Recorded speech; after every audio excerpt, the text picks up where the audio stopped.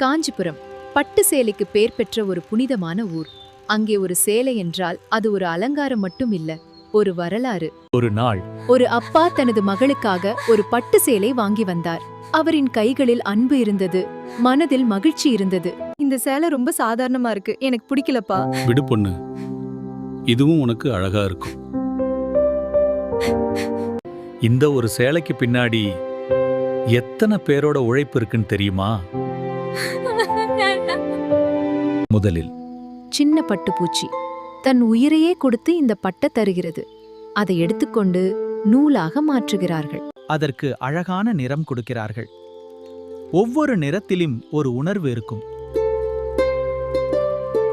பகலும் இரவும் தெரியாமல் தன் முழு மனதோடு ஒவ்வொரு நூலையும் சேர்த்து அதை நெய்கிறார். வாழ்க்கையில வரும் ஒவ்வொரு பொருளுக்கும் பின்னாடி ஒரு உழைப்பு இருக்கும். ஒரு சேலை மட்டும் இல்ல, அது பல உயிர்களின் உழைப்பு. அத மதிப்போம்.